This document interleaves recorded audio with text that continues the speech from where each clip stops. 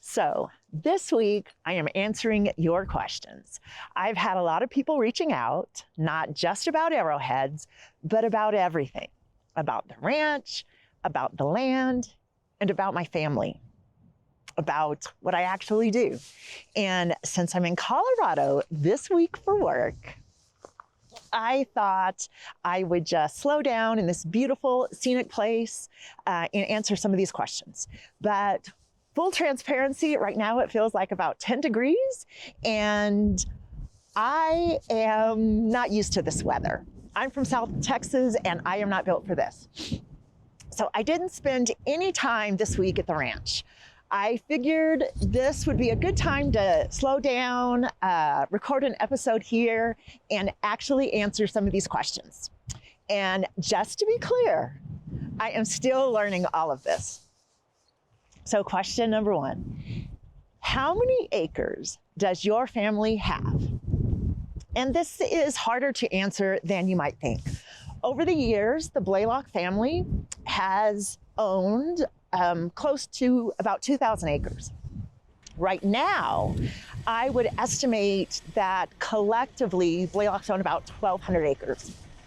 I personally own 40, which in Texas probably just barely qualifies as a ranch. That was given to me as an early inheritance from my dad around 2011.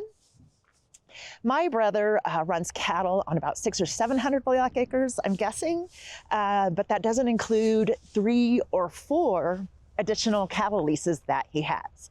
And all of this land is not connected, but it can pretty much all be accessed by a county road or 2.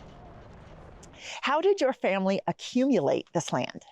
So this is very interesting and goes back all the way to 1909, the Charles F. Simmons land sale.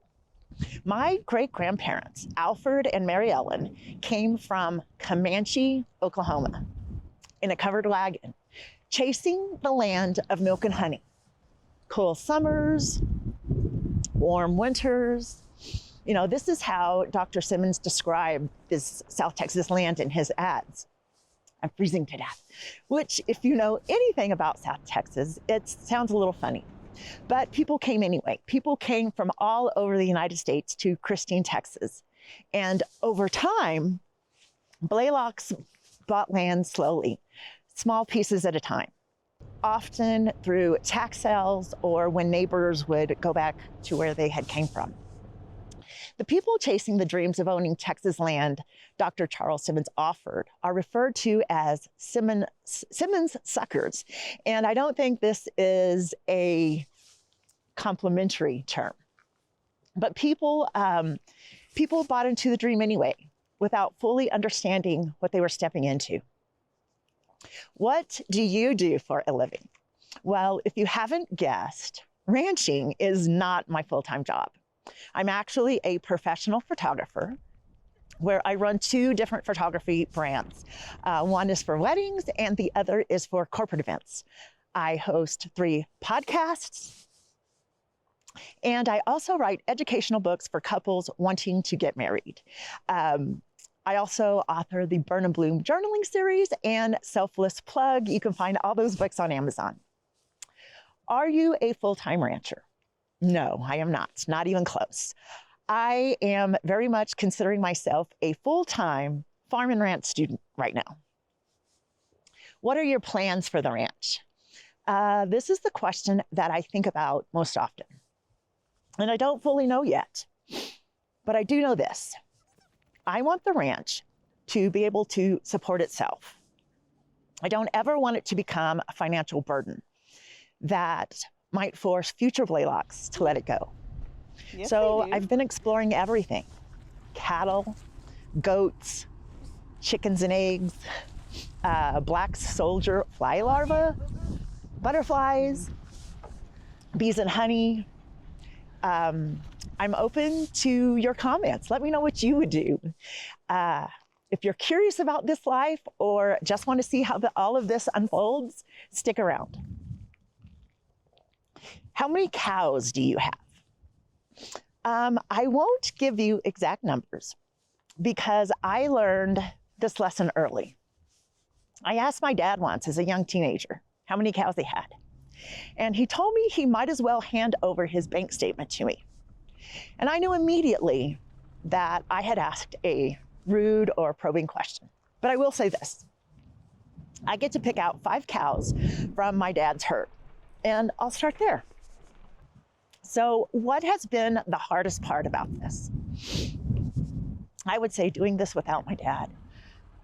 He was a constant in my life, the one I called when something broke, the one who would drive to San Antonio when my car couldn't make it home, the one who showed up with tools or bought what he thought I needed.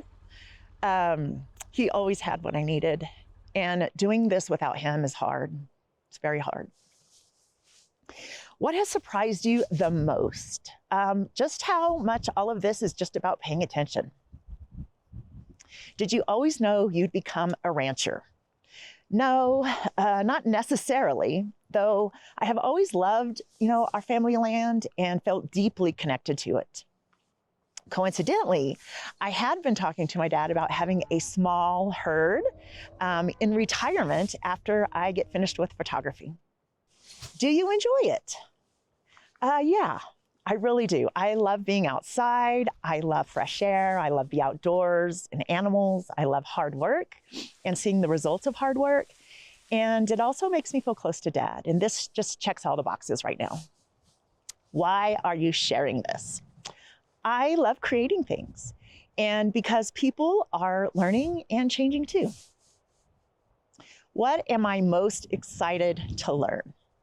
Just everything I don't know yet, but mostly how to run a profitable ranch. What scares you the most? Making the wrong decisions for this land, that might force someone in the future to have to let it go. What do people misunderstand? That it's slow? It's not. There are not enough hours in the day to do everything that needs to be done on a farm or a ranch. There is always something broke, always something rusting and falling apart. Animals, always need to be fed and checked on. And something always needs something. What keeps you going? This is what my dad would want. And also what I think my grandparents and my great-grandparents would want. I'm pretty sure. If you've made it this far, please like, comment, share, follow, bookmark, heart, forward, tell your friends about it. Thank you. And I'll see you next week.